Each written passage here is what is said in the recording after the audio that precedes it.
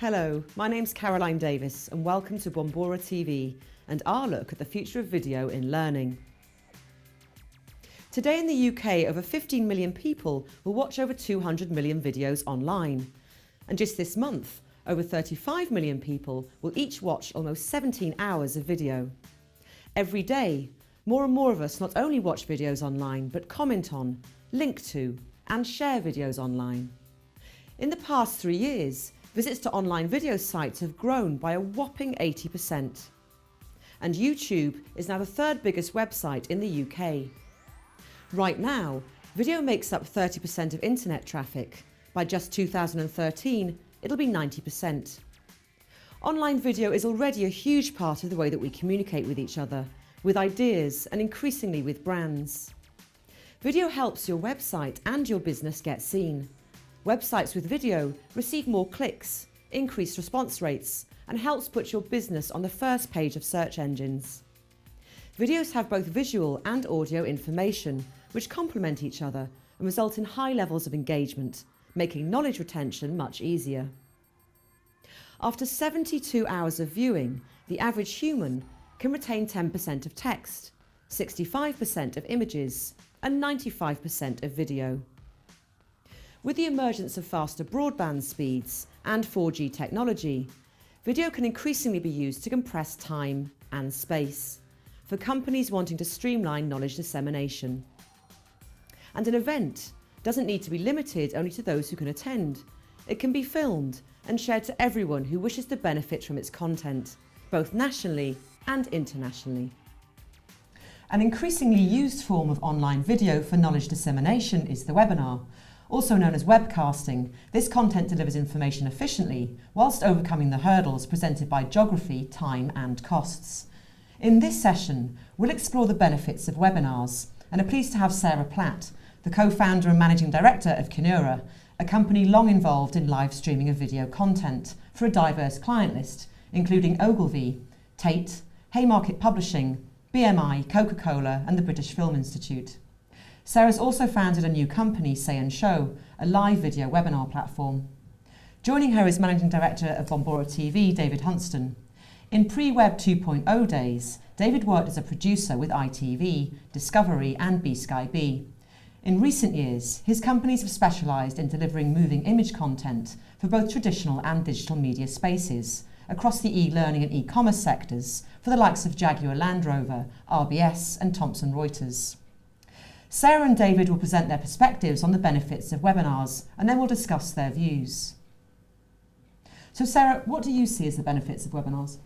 Thanks, Caroline. I think webinars have been around for quite a while now. There's a big explosion happening at the moment with people really looking at ways of using webinar type platforms, lots of exciting possibilities and new ways for people to connect.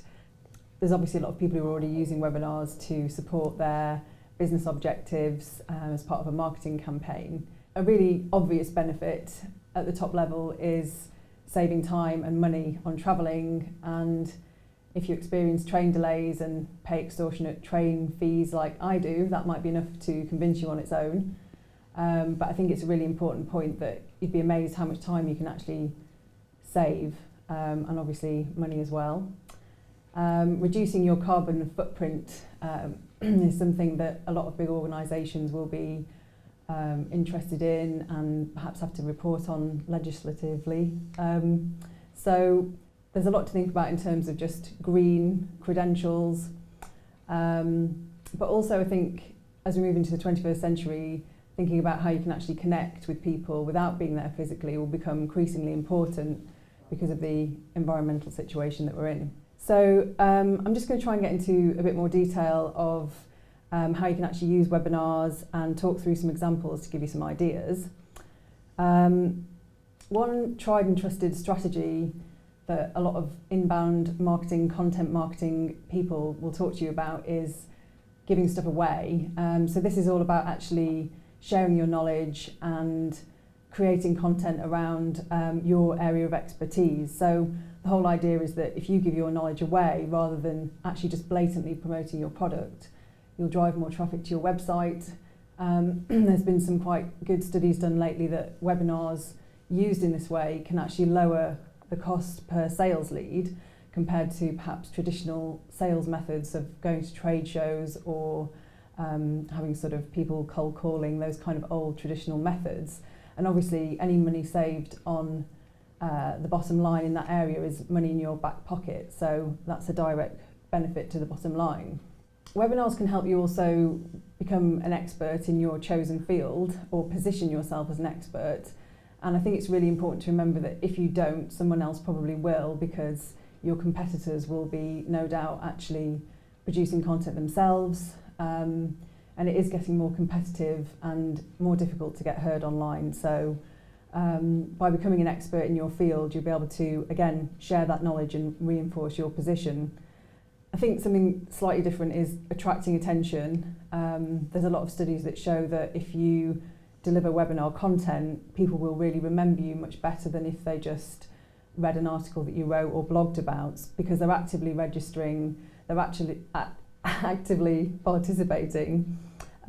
So giving your audience something to do during the presentation will keep them interested, keep them engaged, and they'll be really engaging with your brand. So webinars can also make you stand out from the crowd and perhaps be more memorable. This is slightly different to attracting attention in that if you start investing in better presentation skills, better presentation design, you're obviously actually developing those skills within your organisation. And then if you're getting this content out there, you're more likely to stand out from the crowd, and that might have the spin-off effect of you actually getting to speak at conferences and asked to participate in other webinars. So there's a kind of knock-on effect there.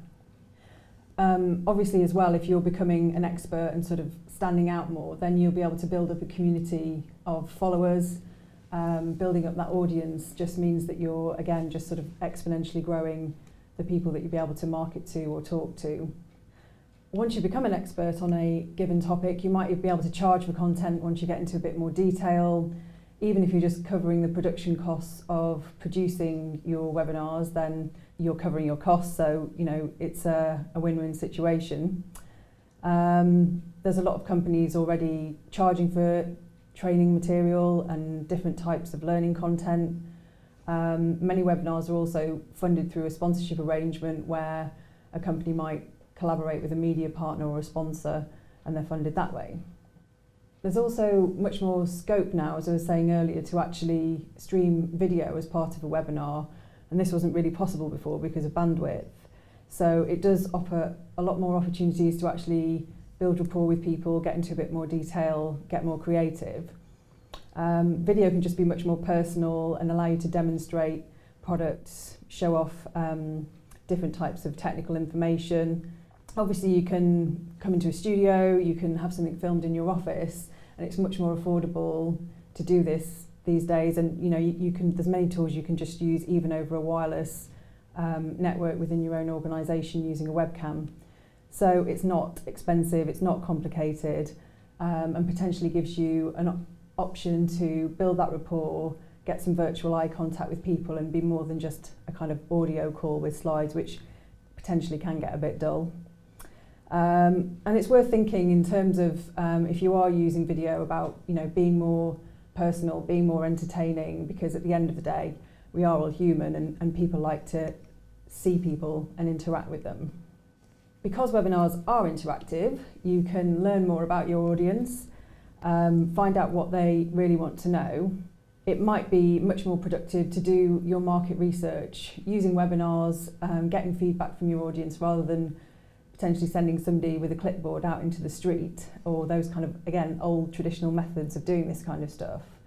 And obviously if you're actually talking to people live and asking for live feedback, you can perhaps better understand their needs and then channel that into your content strategy to make more content that might get into more detail, answering a business issue that they have. And that could potentially even reduce support calls coming into you if you can create more content around specific business problems your audience are facing. The real beauty of obviously getting all this content out there is that your audience will also promote you, as people love sharing their news, sharing how important and clever they are on Twitter and Facebook and LinkedIn. So if you make it easy for them, you know, they're going to say, look at me, I'm going to watch this webinar. And obviously the exponential nature of social media will mean you can build up your community of viewers. Something else I wanted to mention was that if you record all your webinars and videos, you can obviously not just stream them through your site, but you can upload them to different video channels, platforms like YouTube, Vimeo, put them on Facebook. And obviously if you optimise those with keywords, that's going to drive more traffic back to your website. So there's a lot of stuff to think about. I think it is exciting when you do think about the possibilities. And I hope I've shared some good thoughts to get you thinking about a webinar strategy if you haven't already got one. I just thought I'd quickly whiz through the key points just in case they got lost in the conversation. And if you want to find out any more about my webinar research, get in touch, or you can just find lots of information on Google. So the key benefits were saving money on travelling, obviously environmental issues, potentially lowering your cost per sales lead, positioning yourself as an expert, getting attention, higher levels of engagement, helping people to understand your product better, standing out from a crowd. Potentially you can make some money and cover the cost of your production, and you can demonstrate products in a more detailed way, build rapport, learn about your audience, get live feedback, reduce support call time, and let your audience promote you and feed the search engines. So thank you for watching. I should say as well, all my images are sourced from Flickr, so I have put the names of the Flickr people up there. Great. And then my contact details. Thank you, Sarah. That's really informative. Thanks very much. Thank you. So, David, what's your take on the benefits of webinars? Well, my take on the benefits of webinars is I'm kind of coming at it from a slightly different perspective and coming at it from more of a learning and development environment.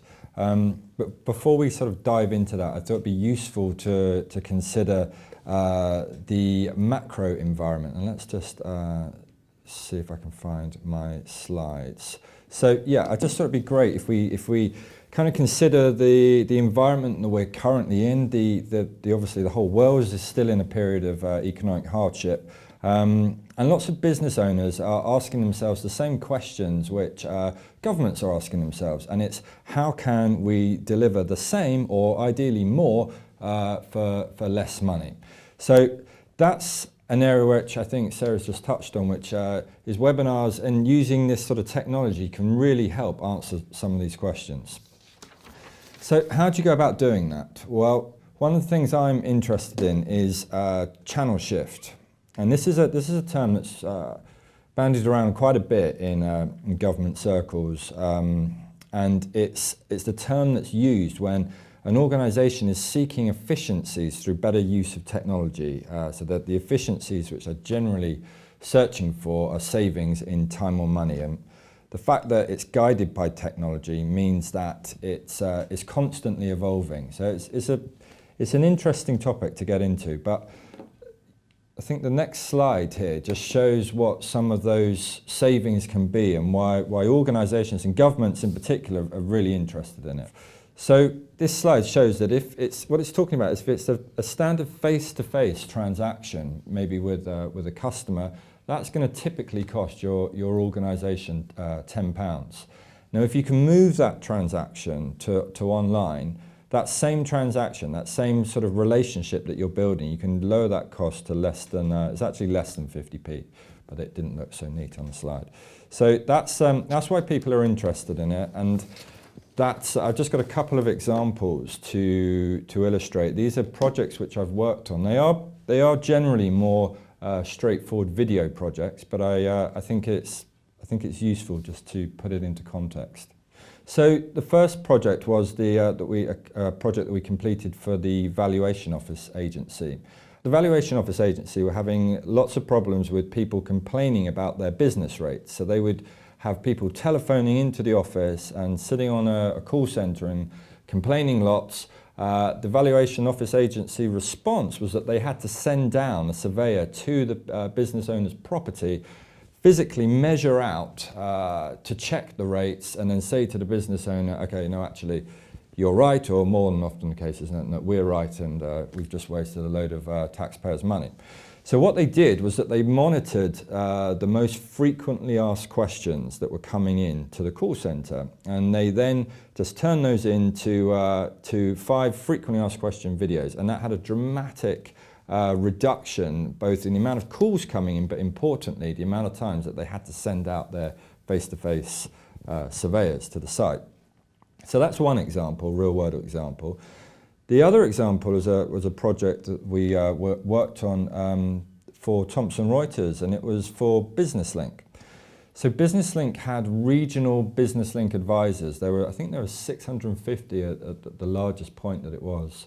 Government cutbacks, that service was having to be reduced, but obviously BusinessLink wanted to still deliver that service to SMEs around the UK. So the challenge was, how do we take all of that fantastic work that these advisors were doing and still deliver that, but deliver it in an online environment? So what we did is that we created about 150 videos, which were essentially online learning.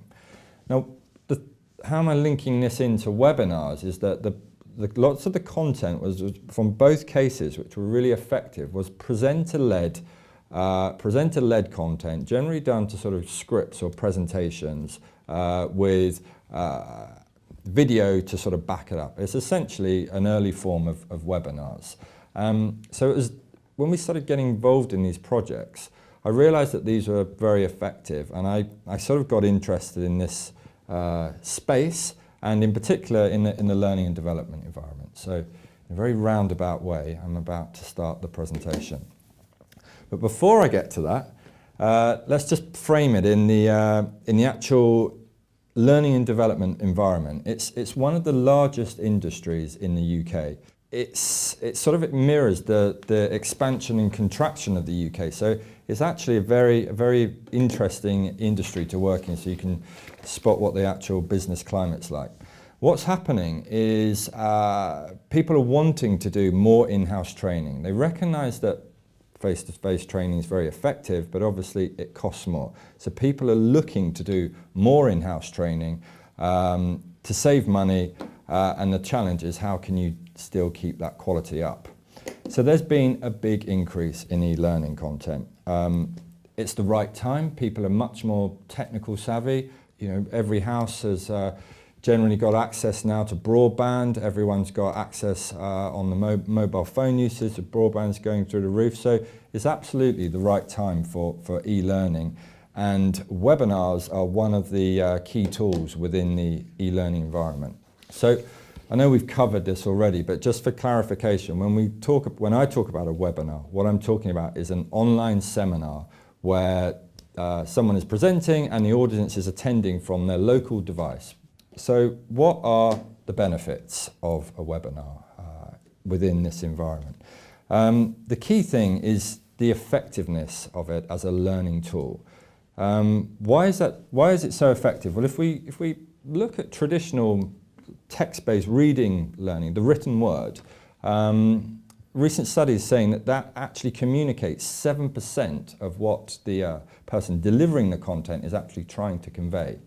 Now, if you add in the voice tones, this can actually rise up to nearly 40%. If you then add in body language and expressions combined in that, all of the non-verbal body language that goes into it, you're increasing that up to 55%. So it's made a dramatic increase anyway. But how does this translate to the I guess the challenge of online content versus face-to-face, which is often what the main argument is for organisations? Well, it's actually being seen to be more effective than face-to-face delivery, because people can study at their own pace in the comfort of their own homes, or in their offices, or on the train on the way home. They said that because they actually choose when they are going to consume that content, it actually makes for a much better environment for retention of information. They're self-paced. They can, if they're not sure on a subject, they can easily scroll back in the webinar. it's all of these things which add up to make the information transfer much easier, whereas the traditional classroom environment is a much more passive learning environment. So there are other benefits, obviously, which there's a lot of similarities between what Sarah's touched on, but I think to sort of summarise the key benefits it's to sort of consider from where you're coming from. There's obviously different benefits to the organisation compared to the benefits from the user. So I just got a few benefits which are very similar to Sarah's from the organisation. It's obviously cost effective. Putting on workshops or seminars, it's, there's a lot of work that's involved in there. There's, you've got to book up rooms, you've got to cover catering, you've got to cover the staff to manage the inflow and the outflow of all of the traffic. You don't know how many people are going to attend an event. That creates problems in itself. You may have a couple of speakers and you've got people chomping at the bit to try and get in. You may get disrupted by the weather. All of these things can help you better plan, better use of resources. You can, and this is a key one, I think. When we've talked to clients, it's a key thing about having that consistency within the training. You can make sure that same piece of content is delivered time and time again to multiple people within the organisation. Crossing country borders, it's very easy to, if you want, you can reversion that content into multiple languages. All these things are much more cost effective than if you had to do that with a traditional face-to-face environment. So that's it from the organisation's perspective. But I think something that's often overlooked is considering it the benefits from a trainer's perspective. We've been working recently with people that deliver training content, and they often, if a subject comes up, we do a lot of work with Thomson Reuters in the legal space, and their trainers will have to create content where a change in legislation may happen, and then they have to go out and deliver a workshop. And because so many people want to attend that, they may find that they're delivering that workshop sort of 3-4 times over a 2-day period. And with the best will in the world, there is going to be quality issues there. No offence to these trainers who are very good, but delivering that same thing, repeating that same thing time after time, is there's going to be people receiving it are going to be having different levels of quality. So if they actually can work on a single webinar, which is going to go out time and time again, they can really drill down to make sure that the content which they want to share is highly prepared. They can obviously make it interactive. They can link to anything, pretty much, video, web pages, anything they want. If you can link to it on the net, you can put it in a webinar. So it makes it a much more interactive experience. You can also gain live feedback. If you're doing live webinars, you can bring an audience into it. If with on-demand content, you can still take questions. They can obviously be emailed, and people can get back to them within a given period, which you arrange previously. But importantly, with the trainers as well, it means that they don't have to travel up and down the country, different countries delivering it. They're gaining those time and cost savings, which are come into all of it with webinars. So just finally, just the last benefits is from the user's perspective. And again, we're going to see lots of similarities. It's the time that's going to take you traveling to different destinations. You can do it in the comfort of your own home or wherever you choose. You can do it in your PJs if you want to. It's absolutely fine. No one's going to see you, and you can learn at your leisure. But I think the key thing is it takes away the sort of pain of learning. There's no intimidation there. If you're sitting in a classroom, you may feel a bit, shy about asking certain types of question or something like that, or you don't understand something, and it just, because it's a linear kind of delivery, it just goes on and you missed it. With a webinar, you can scroll back and go over it 5, 6, 7 times if you want, just to make sure that the content drills in. So I feel I've rattled through that slightly, but those, for me, are what the key benefits are from a learning development environment. I've also got a slide of saying where our images have come from, and that's it from me. So thanks, David, for that. There's a lot to think about. I suppose it depends. I mean, a company has to be very specific about what it wants out of its webinar in order to sort of gauge how effective it's been. I mean, you mentioned the valuation agency. That seemed to be very much about time and cost.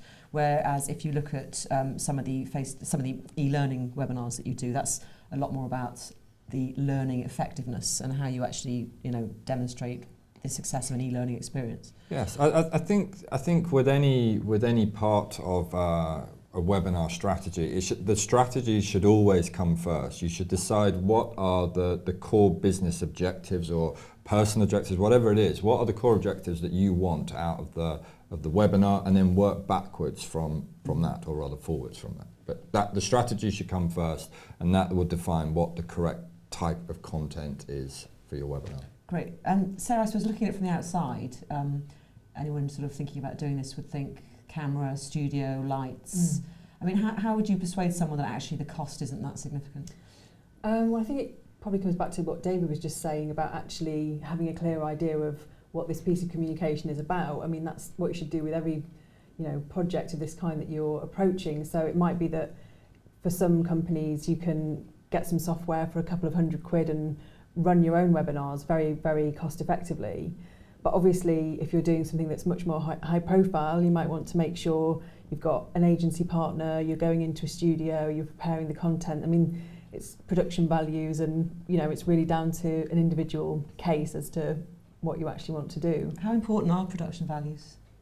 I think they're key. I mean, I'm often saying that you put out low quality content and it's directly reflective of your brand values. So and often brand is one of the most expensive things for organisations. They build them up over years, and is it worth sacrificing that for a bit of low quality video content? It's spend the money, and it's out there. It's out there to a worldwide audience. I mean, what's the? Oh, sorry. I was just going to say, one of the things is that because it's relatively straightforward these days to make good video, and there's lots of people making good video, people do have quite high expectations. Yes. And people can quite often think, oh, I'll do it myself, or they have a freelance that they work with. But if you're not working with a specialist, then even getting small things wrong can give the wrong impression. So there's quite a lot to think about. Do you think people are sort of slightly have a sort of technophobe attitude towards them?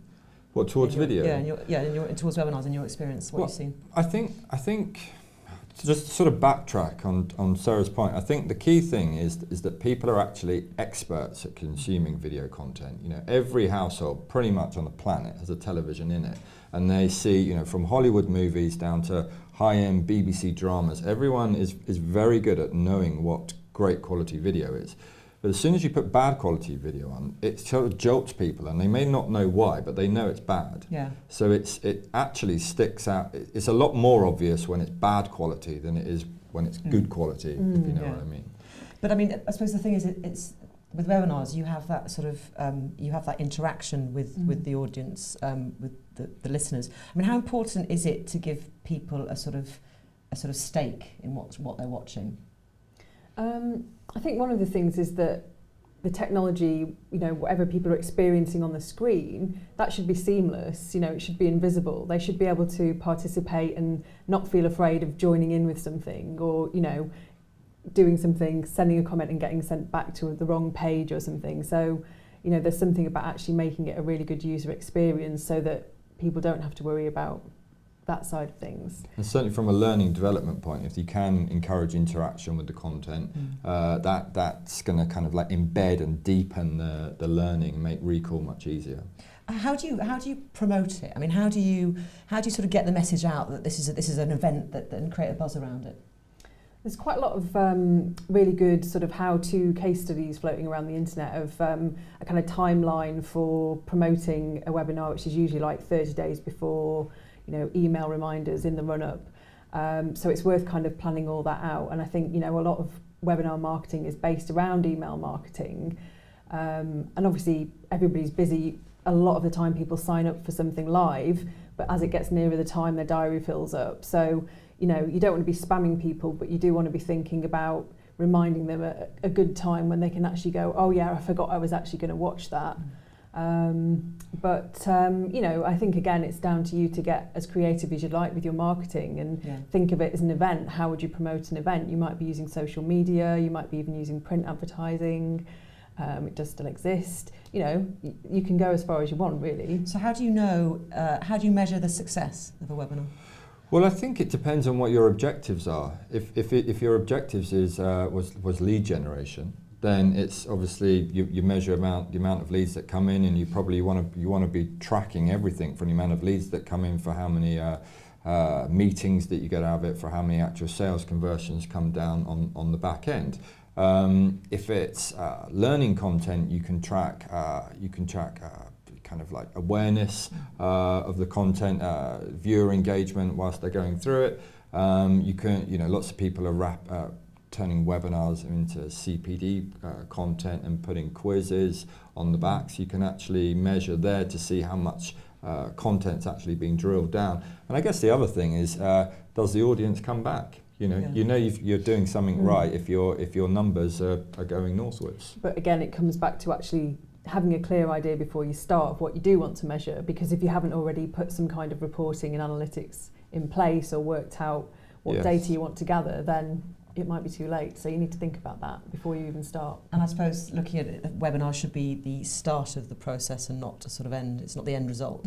No, I think it's an ongoing dialogue with your stakeholders, be they your customers, suppliers, employees that you're training. I think it's an ongoing part of communication, which and again, in that vein, if you're you might do a webinar as a kind of lead generation, then you're qualifying, then you're kind of getting into more detailed product demonstrations. So it's sort of thinking that process through.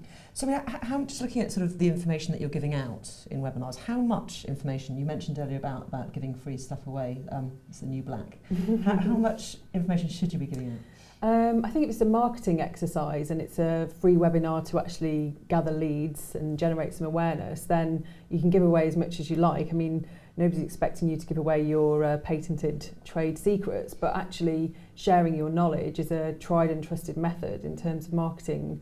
Inbound marketing is all about sharing your knowledge so that people actually see you in the places where they hang out, and then when they have a requirement for a product or service you're selling, they think, aha, and they connect with your company and they come back to you. I mean, that's the way things are going much more. It's, we're all much more savvy to being sold to these days, so it's all about inbound marketing. Yeah, do you agree with that, Dave? Yes, I do, absolutely. I just think from a sort of learning and development point of view, obviously there's people are we're talking to people at the moment that sort of create software, and for them it's reducing the cost so that they don't have to go onto people's sites and do the training there. So for them, that's where their revenues can be kind of like earned is in the cost savings. Other clients are actually putting the content behind a paywall and monetizing that way. So again, it depends on the overall strategy and objectives. Looking at the companies themselves, I mean, obviously one of the kind of benefits is you're able to reach out to a more global audience. But are they really sort of the confines of the large global company? I mean, how do small companies utilise webinars effectively? Well, I think it goes across the whole scale is the answer really, and it kind of comes back again to your strategy. I mean, yes, it comes down to budgets, because obviously there's a cost involved in booking out a studio and stuff, but it comes down to budgets, and it really does go across the whole spectrum. We work with Thomson Reuters, who are global company right at one end, but then Bombora is a startup company. It's and we're doing webinars as part of our there's exactly one, and it's part of our strategy, and it is affordable. And it's we think it's gonna work for us as part of our and marketing also, mix. From a user point of view, obviously for small companies, actually, online training, it might be that you're just allocating time for your staff to actually say it's okay to go and watch a webinar today, if they've got the time. But I think people are starting to think about, you would happily send somebody off on a real training day, on a face-to-face, but that time doesn't quite often get allocated, and I think we'll see a real shift in that as people begin to do more online training, or kind of see people allowing the time for people to do it. Great. Well, thank you very much, both of you. Thank you. So although it remains key to have a valuable topic and a good speaker, the linchpins of any effective communication strategy, webinars can also, through their technological approach and with the right delivery partner, bring huge advantages to a business. They're cost effective, help build your brand and forge strong customer relationships. And with that, we'd like to conclude our webinar. And in doing so, I'd like to thank our expert speakers, Sarah Platt, the Managing Director of Kinura, and Bombora TV's Managing Director, David Hunstone. Thank you. We hope this has been informative for you, and if you'd like to access the slides from this presentation, they can be downloaded from Bombora TV. Please send any further feedback or requests for information to Stefan at Bombora TV. We thank you for your viewing.